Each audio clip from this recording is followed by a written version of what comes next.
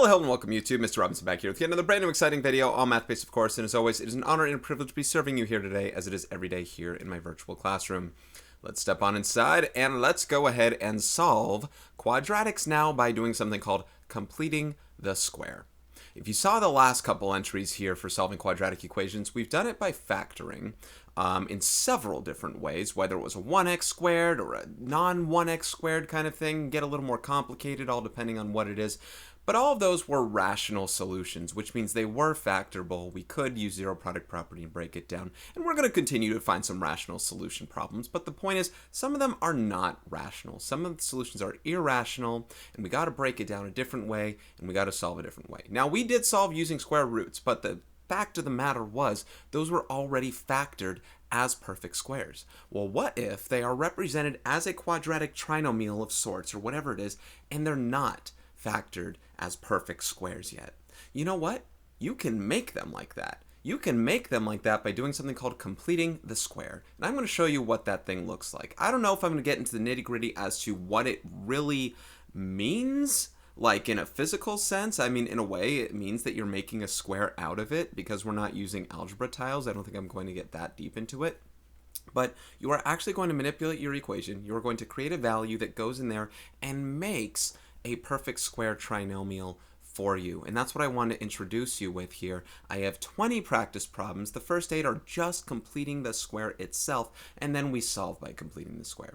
Now, if you did not look at the previous video where I did solve using square roots, I recommend that you look at that one because this process uses solving with square roots. At the back end of when you're solving, you have to first complete the square and factor it down, and then you're at that stage of solving using square roots. So if you haven't seen that one, I do recommend that you check it out. Otherwise, I can get straight into this action right here. There is some teaching to be had within this as well, though. So let's first look at this. So find the value that completes the square and then factor it in its perfect square form. Now, the first 4 I give us are multiple choice. I mean, I'm going to complete the square in and of itself, but we'll find the correct answer within. And then we get into I'm sorry, if I said the first 8, the first 12 we complete the square with, I should say. And then after that, we actually solve these equations by using something called completing the square for the final 8. So completing the square, what this means, guys, is we have to create a perfect square trinomial. We have to create a perfect square trinomial. Now, we know that when you square some binomial, the end result is squaring the first term, doubling the product of the 2 terms, and squaring the last term. This is also true for a minus and a minus. I'm going to do a little bit of a rewrite here if you guys don't mind. What I'm going to do is replace a with x and kind of let us think about x as the variable in the situation. So let's see, I'm also going to erase this b for a reason. So I'm going to go ahead and place an x in here and an x here. And, you know, I'm going to put the b here, and I'll show you why in a moment. And then there's my x like that. All right, so here's what's happening. We have some squared quantity, and the result is this perfect square trinomial. Whether it's an a or x doesn't matter, but if I treat x as the variable, you can see how b can be treated as a number. Like, even look at these situations. See how b can kind of represent a number, if you will, and there's a variable x or r. It doesn't matter what it is, but the variable is the left guy, right? The variable is the left guy. Now, we've also learned how to factor, how to take this perfect square trinomial, recognize it is one, and then factor into this, which is what we're going to be doing. We're going to take a perfect square trinomial, and then we're going to factor it down into one of these, whichever one, you know, the answer is as a result of it. So what we have to do is we have to make a perfect square trinomial. You look at this first problem here, x squared plus 6x plus blank right there. We need to get the number that completes the square, that makes a perfect square trinomial out of this, so then we can factor it down into one of these as such. And that's our goal. There's a specific value that, based on this being a 1x squared, and based on this number specifically being 6, that there's a value that comes into play here. Now, what is that value? Well, let's look back at the top again, guys. If we look at essentially the 2b coefficient, the linear coefficient that's 2b, like this 6, like this negative 12, like this 24, like this negative 1 right here, all of those have also a b in the constant that lets you see there's a pattern in these perfect square trinomials. There's a pattern here, and the pattern is that if you transform this 2b or negative 2b into b squared, you do the same thing each time. How do we go from plus or minus 2b to b squared here? Well, let's turn 2b into b to start with. What if we turn this first into a b or a negative b? I often don't put the plus or minus here. I often just put the plus, but because sometimes I treat b as just a negative number.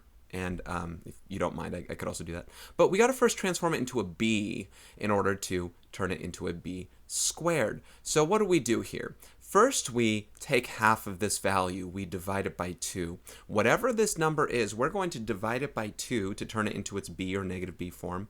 And then we're going to go ahead and square whatever's inside there. How do you get b squared from b? You square it, even from negative b, right? Negative b quantity squared is still positive b. So that's what I'm going to do each time. What I'm going to do is provide, and by the way, guys, this is only true provided that this is a 1x squared. It can't be a 2 or a 4 or a negative 1 even. It has to be a positive 1 for this to work. Again, there's a reason behind it that has to do with actually making a square out of this. I'm not going to get too deep into. But we have to make sure that it is actually a 1. A positive 1 for it to work. And I think on the front page you're always going to see that. For the most part, you are always going to see it. We'll get into other ways to solve when it's not a 1. But ensure it's a 1x squared before you continue forward. Now, once again, here's what we're going to do. We're going to take the linear coefficient. I'm going to divide it by 2, and then I'm going to square it. And that's going to complete the square. That's the value that's going to go in here. So just to write it on the side here, x squared plus 6x plus blank on number 1, what we're going to do is we're going to take the 6. 6 is the linear coefficient, and I'm going to divide 6 by 2. When I divide 6 by 2, I get 3. When I take 3 and when I square it, 3 squared is 9. I get 9 there. And then that is what completes this square. It becomes x squared plus 6x plus 9. Why does this complete the square? Because this makes a perfect square trinomial. In a perfect square trinomial, there is a, if you'll indulge me here, there is a first term that's squared, that's x. There is a last term that's squared, that's 3. And then the middle term is double the product of those two guys there, x and 3. Once again, recognizing this as a perfect square trinomial means that this thing factors down into x plus 3 quantity squared. It's a plus b quantity squared. So that's what this thing factors down to. X squared plus 6x plus 9 factors into this. And look, what's going to help us with this, guys, is we can then solve a quadratic equation by being able to, at some point, take the square root of both sides, because we've constructed a factored squared quantity. We've constructed that, and we could then take the square root of both sides by doing that. So what's the answer here? It looks like 9 is the value that completes the square, and it factors the x plus 3 quantity squared. The answer is C, and that's number 1.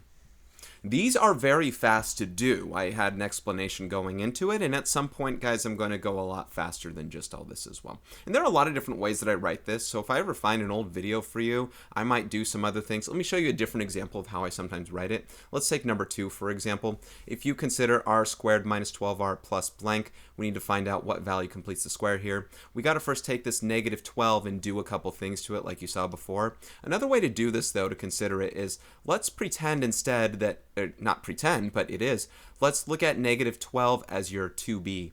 Our 2b value is negative 12. And then if I divide both sides by 2, to solve for b, I get b is negative 6. And then if I square both sides, I get b squared equals, negative 6 squared, which is 36. If you want to write it that way instead, I think that's kind of a cool little action to do. And it shows like, all right, this is what we get it down to. So that value is 36. You divide it by 2, and then you square it. We have to construct the b squared equivalent of this. And that's what we did. So this completes the square. And, one more time, we're trying to figure out what this factors down to. You have a lot of options to ask yourself with this way. Either, what do we square in the first term and the last term, and is this double the product of both things? It should be. That's what completed the square. But keep in mind that 6 was a negative 6. You can even see it right here as well. So it is a negative 6 that goes in there. It's one of these 3 options, but it was a plus 36 right here, so the answer is B.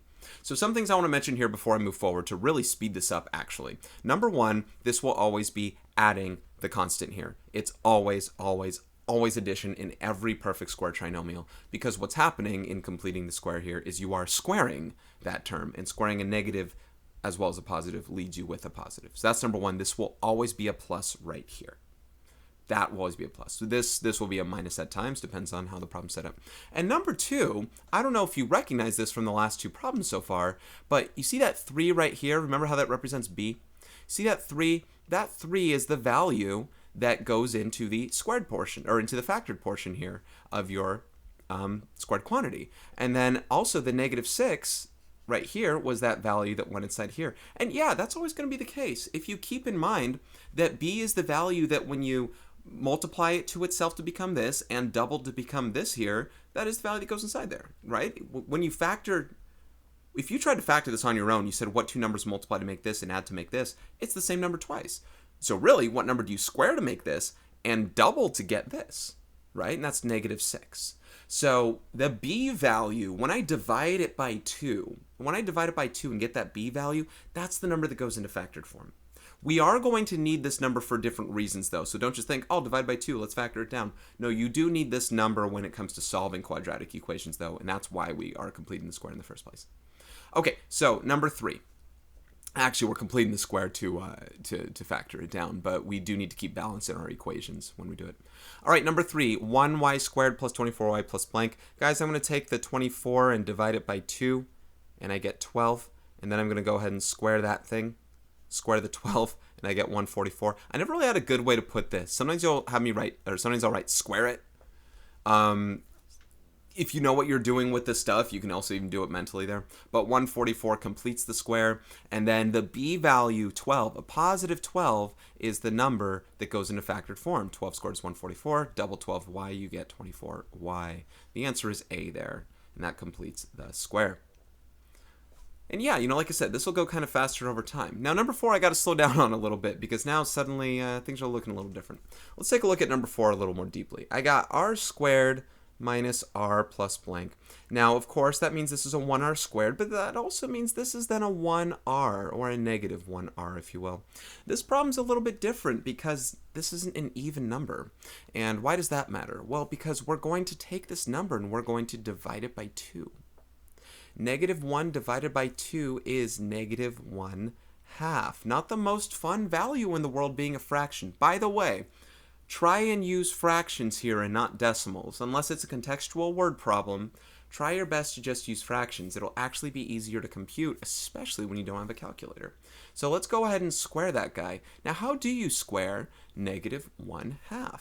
Well, negative 1/2 squared, if you think about it, guys, it's either one of two things. You can either think of it as negative 1/2 times negative 1/2, which is negative times negative is a positive, 1 times 1 is 1, 2 times 2 is 4. Or you can think of it as negative, as 1/4. Or you can think of it as negative 1 squared over 2 squared, which of course still is 1/4. Either way, the number is 1/4 right here. That's what completes the square. Yeah, it's a fraction. I mean, deal with it. It's going to happen. And those are, again, we'll talk about instances when we shouldn't solve by completing the square. Maybe this is one of them. But, we have a fraction at play. And so 1/4 is that value there. It looks like the answer has to be D, right? It has to be D. It looks like there was no positive 1/4. But, how did this factor to r minus 1/2 quantity squared? How can you take this thing and recognize that it is that? Because that one takes a little bit longer to do, right? I mean, sort of. If you're looking at it from a natural way, meaning I'm asking you to actually factor that thing down, I guess you got to recognize that you are squaring r there and that you're squaring 1/2 here, and that you ask yourself, are you doubling r times 1/2? Well, double r is 1. Double 1/2 is 1 times r is 1r. And then with a minus there, it looks like you can get into that on your own. It's possible. Understanding it's a perfect square trinomial, knowing that even is a perfect square. But the other thing, of course, guys, don't forget, is that dividing by 2 here got us the b value. The b value is what goes into there. So don't make it more complicated than it should be. Once you start recognizing that, just go and place it in. That's what it'll factor down to. That's good. And that's why I use multiple choice to start. I wanted to have you feel comfortable and confident in what we're doing in these. All right, let's do 5 through 12 in kind of a more rapid fashion. And at some point, I'll probably go a little bit faster than this. Number 5, let's call it the 2b version this time. 2b is negative 8, divide both sides by 2. B is negative 4, square it. B is 16. Boom. And we get plus 16. That's the perfect square trinomial. That's what completes the square. Now, if I factor it down, guys, this will factor down to n minus 4 quantity squared. One more time, the b value is the number that goes on up in there. Of course, -4 squared is 16, double -4 is -8, and all that jazz. All right, number 6. Y squared plus 10y plus blank. If you want to go this format, we divide both sides by 2, we get 5. We square that. 5 squared is, oh my gosh, is 25. I'm trying to put parentheses there if you're not sure what I'm doing. I don't want to just put a 2, right? I want to say, hey, I'm doing this to it. I could just put 5 squared, I guess. But that's 25 right there. That's what completes the square. The 5 is that b value, if you will, in the a plus b or x plus b quantity squared. That is y plus 5 quantity squared. Y squared is 25, and double 5, you get 10. So far, so good, right? This goes pretty fast here. Let me just write this just straight up. B is -11, right? Divided by 2. We square it, we get 121. So this then factors down to x minus 11 quantity squared. So the process, let me change the color here. That process, folks, will not change. Divide both sides by 2 and then square it. Divide both sides by 2. Divide both sides. Divide the linear coefficient by 2 and then square it. So let's try and go really fast for the last of them so you're not spending too long with me on these. We can solve equations. Divide 4 by 2, you get 2. Remember that number 2. Square it, square 2, you get 4. And that becomes, when it factors down to x or m plus 2 quantity squared like that. So yeah, hopefully you're recognizing what's happening there. And by the way, if you've dealt with perfect square trinomials as long as I have, sometimes those perfect square trinomials will be so familiar that it's like clockwork. It's just so fast that you're not even looking. You just remember what those numbers are in association with each other because you've seen them so often. Let me rapid go in these ones here. I know that's 64. I know that's 100. And that, those are fractions, but I can tell you that's 25 over 4. And that's 225 over 4.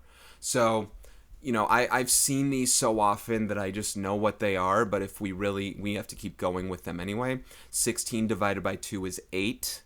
8 squared is 64. This is p plus 8 quantity squared. That's what it factors down to. And yeah, guys, I am going to go faster on these ones here. This is just the process. Divide by 2 and square it. Divide by 2 and square it.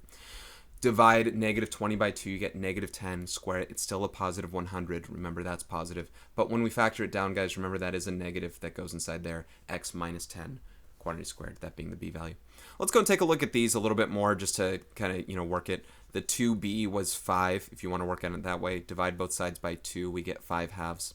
And when we square both sides here, I'm going to go ahead and write the squared part right here. When we square both sides, once again, the b squared, what we're trying to write right here, you square the 5, you get 25, and you square the 2, you get, 4. I was going to say 4, and for some reason I just wrote 2. And then you get 4 there, which is that value. But of course, 5 over 2 is the factored portion of this. So this factors down to a plus 5 halves quantity squared. 5 is apparently double the product of a and 5 halves, which is true. And yeah, no fraction. If you want the fractions, though, that's 6.25. One reason you are going to need decimals at some point is for graphing. I take it back. You will probably need the, or just mixed fraction, mixed number, like 6 1/4. 6 1/4. And then 5 halves is 2.5 or 2 1/2, like that. So you might need them for some graphs. And we are, by the way, completing the square is used to get graphs into what's called vertex form. So we are going to use this stuff down the line. It's not going to be lost on you. You do got to know how to complete the square. That's why perfect square trinomials have been such a thing, guys. I know that to some people it might have seemed superfluous to factor or distribute those in such a way that I'm saying, square this term, square that term, double the product of. No, it comes into play here. This is it, completing the square. -15 divided by 2 is -15 halves, right? And square that guy. -15 quantity squared is positive 225, and 2 squared is 4. So this factors down to y minus 15 halves quantity squared. All right, so that's the first half or first part, front page of this stuff, just completing the square. Now we're going to solve by completing the square as well, which is, it takes the process, guys, of dividing by 2 and squaring it and doing that kind of stuff. So we'll be using that still, but we got 8 more problems, and these might take some time, all depending on what you're doing. This is a good process to do, and I want to talk about it a little bit.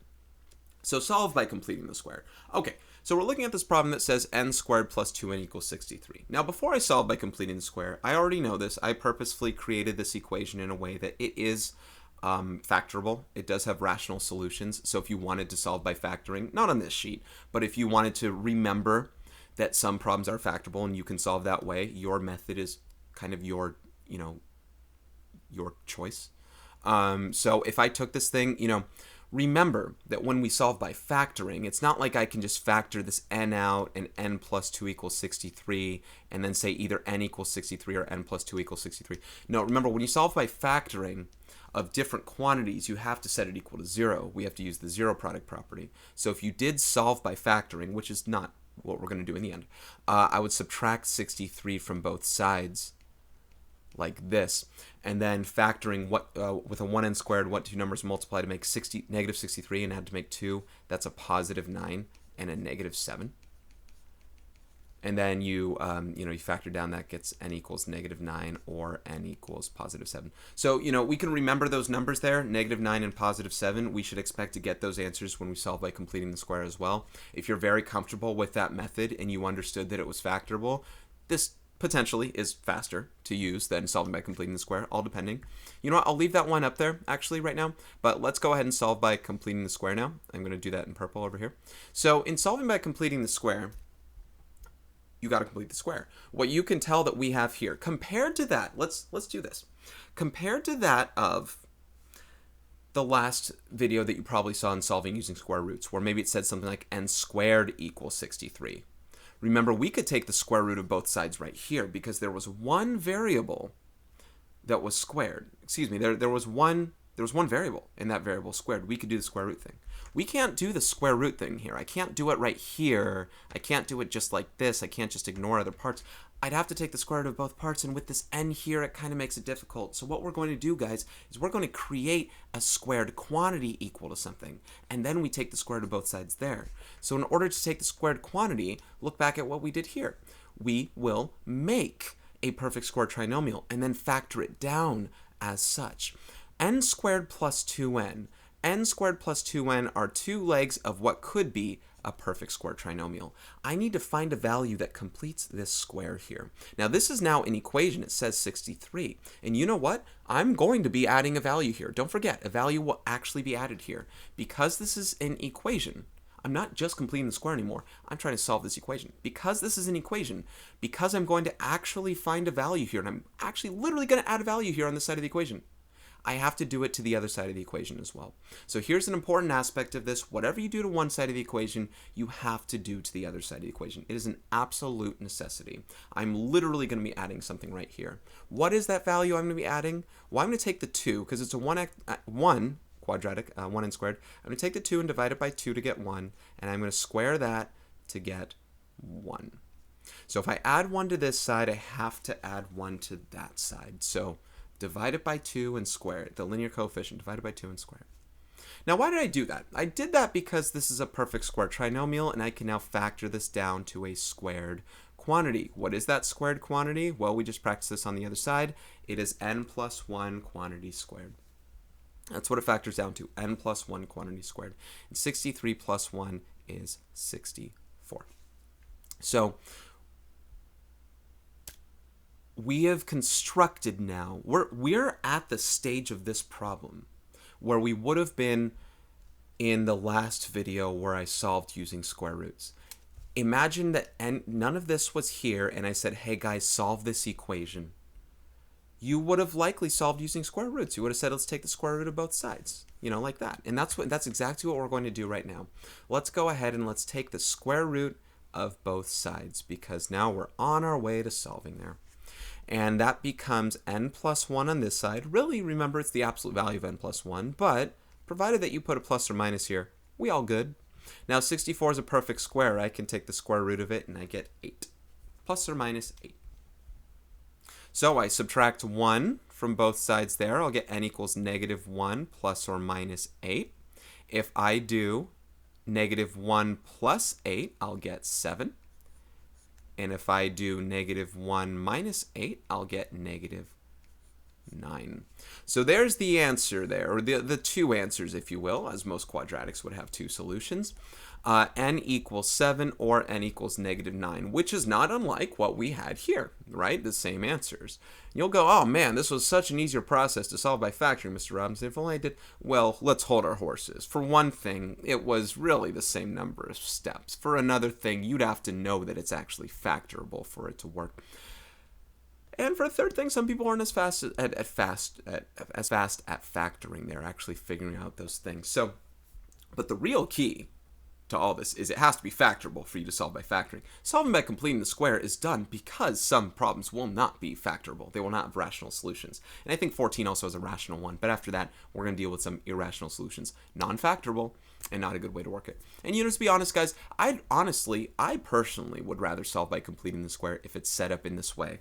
Now, what is in this way? We're going to do it with number 14 as well. But what is in this way?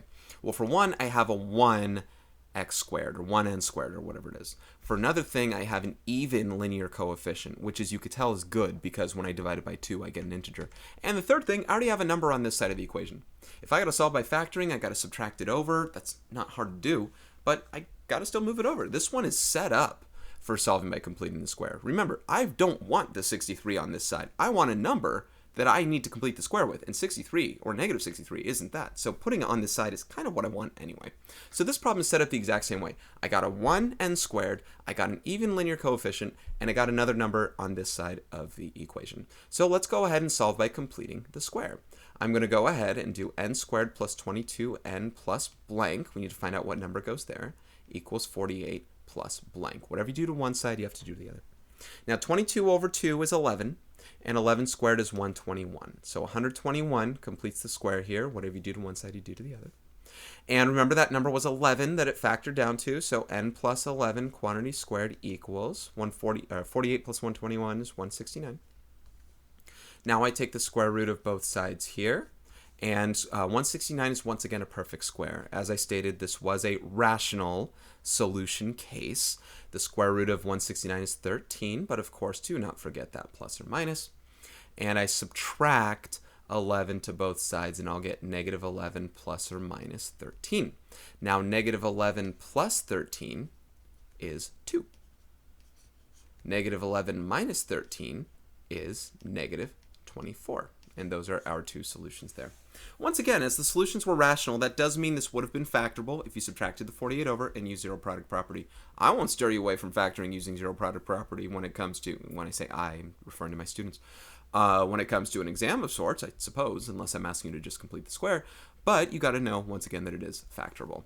So you were very lucky in that those two were factorable if you wanted to play that way. Guess what? Number 15 is not. If you ever wanted to try and do x squared plus 18x plus 74 equals 0, and you want to find two numbers that multiply to make 74 and add to make 18, you won't. You won't find them. They don't exist. At least not integers. So what are we going to do? We're going to solve by completing the square. So let's go ahead and do that. Let's find out what value goes into here to create the perfect square trinomial that we can then factor down afterward. And we're going to add it to the other side of the equation as well. Do you guys know this one? What number will go here? Pause for a sec. 18 divided by 2 is 9. 9 squared is 81. So add 81 to both sides like that, and that completes the square. That becomes x plus 9 quantity squared. Once again, we did that to construct this. And I want to make mention one more time that when factoring, remember when we solve by factoring, we have to set equal to 0 to use the zero product property because these two numbers are different. We don't know what they are. They could represent a multitude of values, and we have to know that this part equals 0 to represent the whole, either this equals 0 or this equals 0. In this case, when I factor down, this part doesn't have to equal 0 on this side because we're multiplying. We know we're multiplying the same number to itself. That's why it's not either this or this. It's the same number twice that multiplies to itself to become 7. And what is that value? You take the square root to, once again, figure it out. Now, 7 is not a perfect square, and actually you can't simplify it either. So it's just plus or minus the square root of 7. We'll leave it like that. And if I subtract 9 from both sides, I'll get x equals -9 plus or minus the square root of 7. And that's how we're going to leave that answer. If you saw in the last video that I did, once again, if I gave you a problem like this and I said solve by taking square roots, this is how I'd ask you to leave it. These are exact values. -9 plus the square root of 7, probably around 6.3, like, I don't know exactly. Because square root of 7, I don't know that exact number. But, they do go to approximate answers if you round them. I don't know exactly what they are, but I do know that that is an exact answer. I don't know approximately what they are, but I know that's an exact answer, and I couldn't solve that by factoring. There's one other method you're going to learn in the next video I do, whenever that it is, using the quadratic formula, and some people may prefer it. It all depends on all what's going on. I personally would do completing the square for this, but there are different problems I do quadratic formula with. You'll see them. They actually show up, I think, around number 18. Okay, number 16.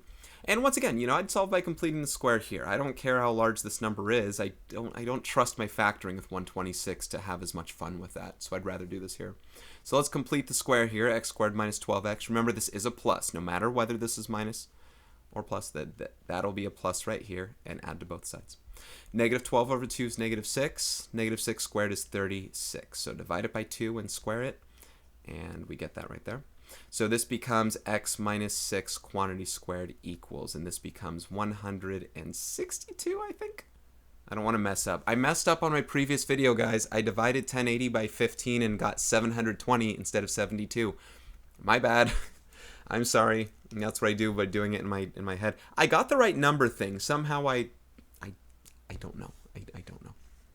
Anyway, got to take the square root of both sides here. Now 162, you can bet, is like, yes it is, it's a larger, it has a perfect square factor in it. Now it cannot actually divide by 4. It can't divide by 4. It can divide by 9. You divide it by 9 and you get 18. But 18 is a perfect square factor, so there's something larger. Clearly it can't divide by 16, because 160 can divide by 16, not that. Not 25. 49? No. 64? No. 128, 180, no.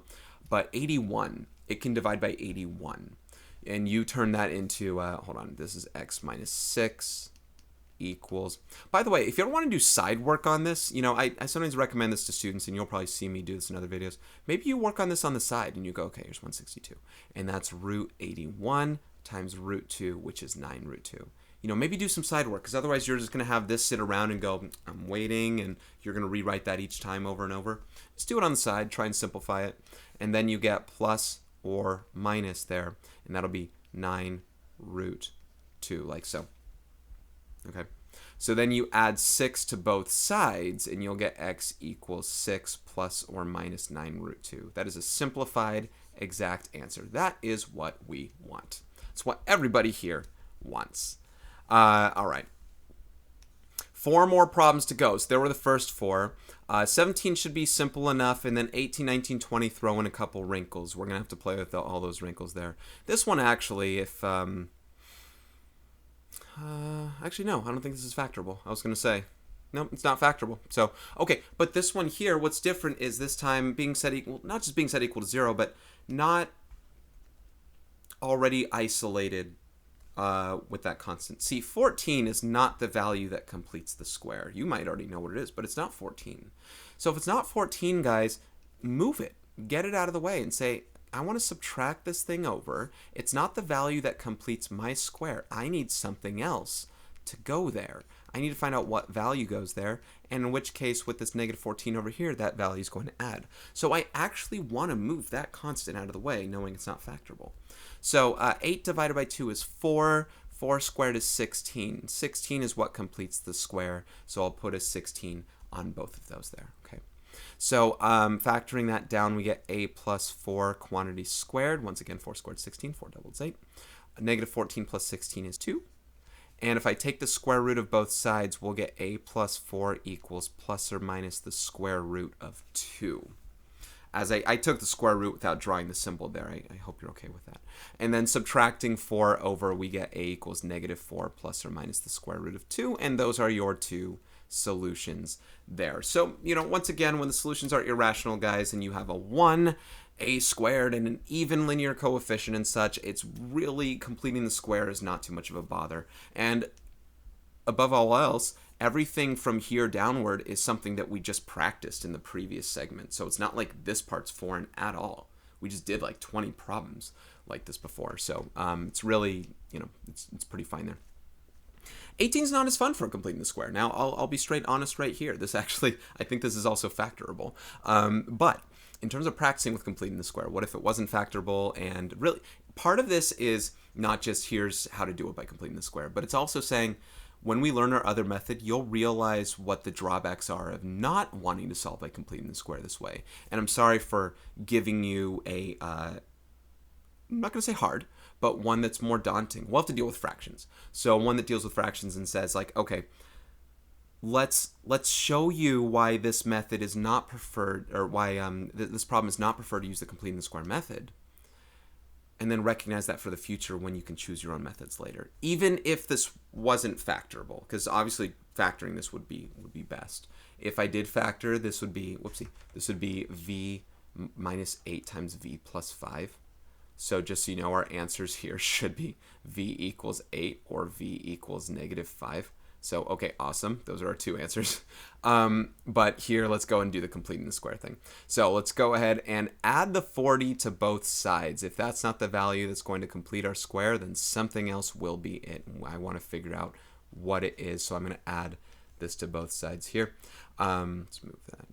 Like that. Okay, so now what is the value here? Let's show some dirty work here. Let's divide negative 3 by 2 to get negative 3 halves.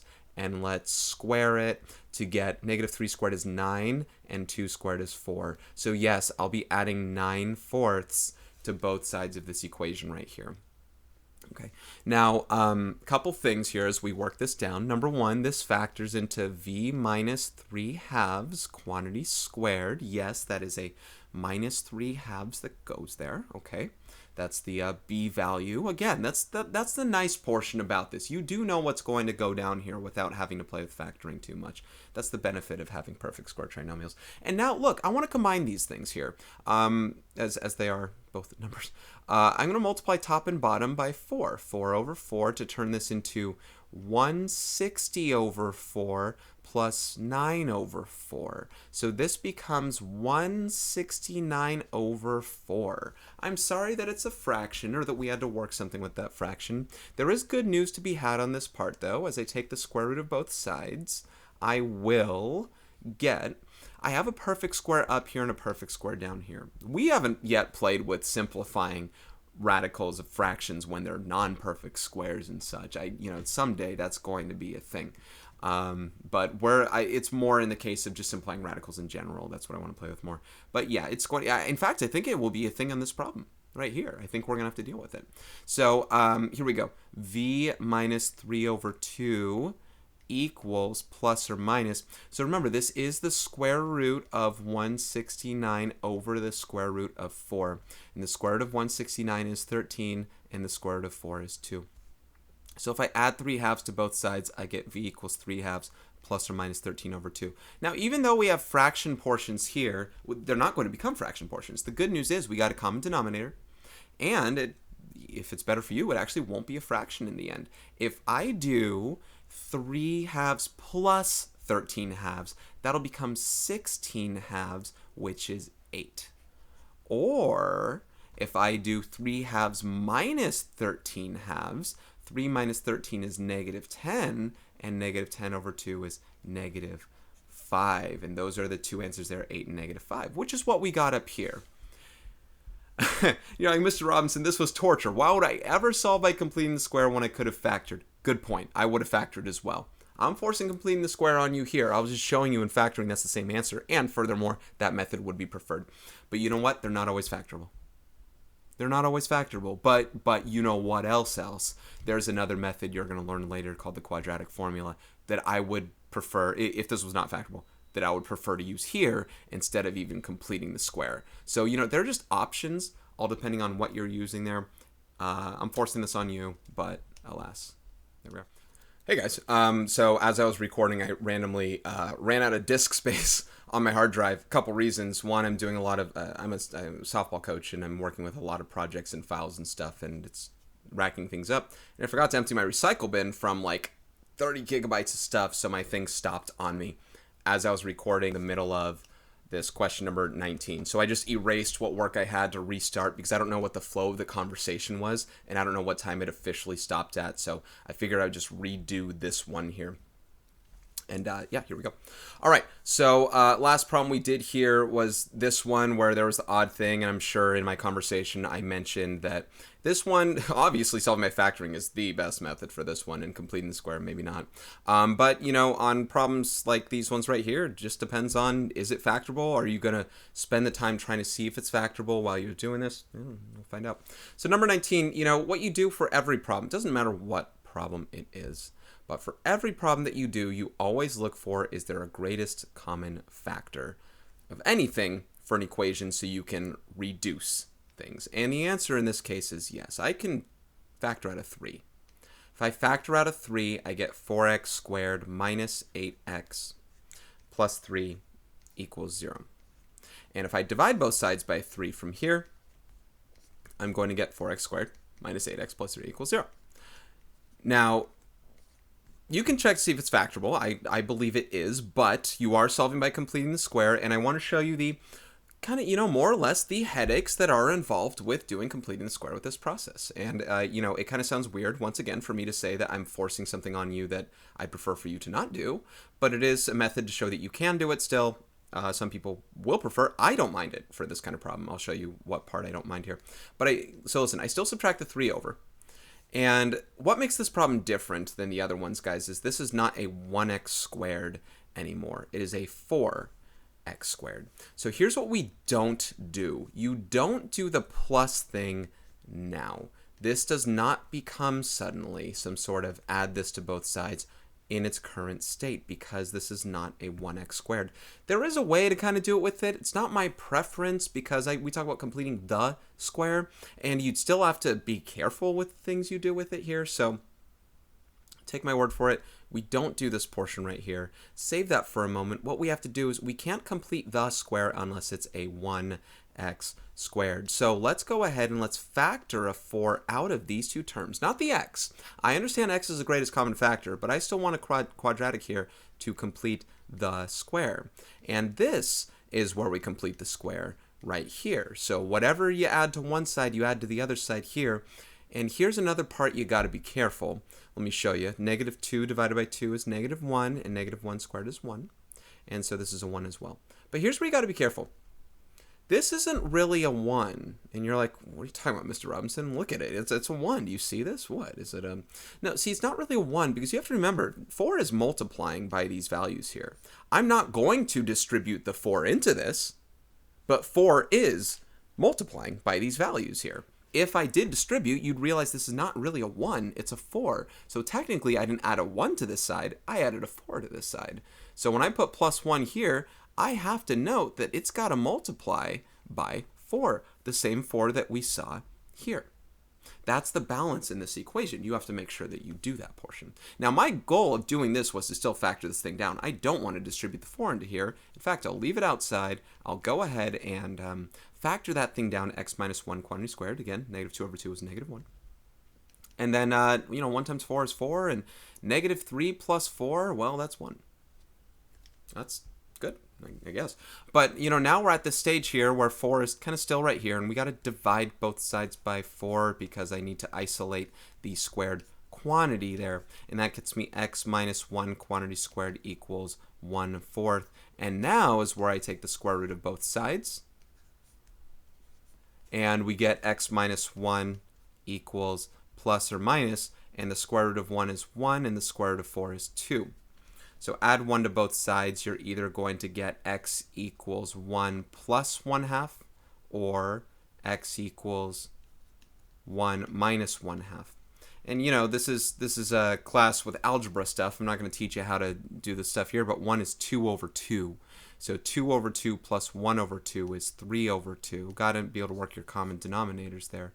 Or 2 over 2 minus 1 over 2 is 1 over 2. So with these two rational solutions, once again, we do recognize that, okay, I guess this thing here was factorable. This thing could have factored to, that's an even, that's going to be a 2x and 2x here.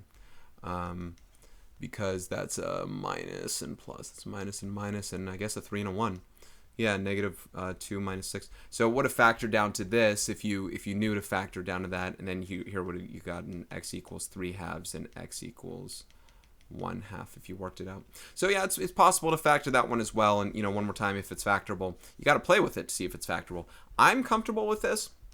I'm going to go ahead and state that I know most students will not be comfortable with it when this is not a 1x squared. You have alternatives. We'll, again, dive into quadratic formula in probably the next video. But, yeah, that's another solution. And the last one here, kind of same stuff as before, guys. We aren't going to be able to really get rid of this 4. I know you might be able to argue that you can factor 4 out of all 3 terms here. But remember, we don't want this term here. This isn't the value that completes the square. We need to find another value that does it. So I need to add the 128 to both sides right here because it kind of just needs to get out of my way. I will go ahead and factor a 4 out from these 2 terms right here, though. 128 minus 9 is 119. And if I factor 4 out of here, I'm going to get r squared minus 4r plus blank. So I complete the square there. And this is 119 plus blank times 4, because that 4 there goes with that 4 there, because this multiplies there. Negative 4 over 2 is negative 2. Negative 2 squared is positive 4. That's what completes the square. So put a 4 and a 4. Of course, multiply by 4. And factor this down to r minus 2 quantity squared. This is the 20th value that I've completed the square on, so I'm not factored, so I'm not explaining how I got that. If you have questions, go back to the other 19 problems. And 119 plus 16 is 135. If I divide both sides by 4 here, we're going to get r minus 2 quantity squared equals, and I'm going to leave it as 135 over 4. But now we got to take the square root of both sides here. So the square root of 135, see, 135 is not a perfect square, but it does have a perfect, well, I hope, actually. I don't know its perfect square factor. Can it divide by 9? It could divide by 9. 10, 5, 15. So this 135, it divides by 9 and you get 15 here. So that becomes 3 root 15 on top. 3 root 15 on top. So now we get r minus 2 equals plus or minus. So 3 root 15, and then the square root of 4 is 2. So check this part out here. I'm going to add 2 to both sides. I get r equals 2 plus or minus 3 root 15 all over 2. You're probably not familiar with the construct of how most answers like these will appear. I'll let you know this is a perfect, exact, simplified answer. But generally what you're going to see in these situations, which isn't a requirement by any means, it's just if we end up solving this using quadratic formula down the line, because I think most people will not prefer completing the square, you'll prefer quadratic formula. We can even look back at these problems, I don't mind doing them again, is we'll write it as one fraction, meaning everything will be divided by 2, meaning the 2 will also divide by 2. So I'm going to multiply top and bottom by 2 over 2, get a common denominator, and then I'm going to get that as a 4. So r equals 4. Right there. Now, because it's a common denominator, we can write it as one fraction. So this will be 4 plus or minus 3 root 15, all divided by 2, like that. And that would be the final result. And that's the final answer. And that one was not factorable. So your only method at this stage, the only way you'll know how to do that problem right now is solving using completing the square. Next video, quadratic formula, ahoy mahoy. And it's very possible that, I don't know which method you'll prefer. You'll prefer quadratic formula, but you'd have to still simplify it into this. So I think I feel really comfortable in saying I'd like to get these problems done through quadratic formula, probably the same exact set of problems as we had here. All right, guys, that ought to do it for this one here. This is Mr. Robinson. Thank you so much for watching, and sorry for the little editing mishap. You won't even know anything about it except the intro. And next time we see some quadratic formula, all right? Take care.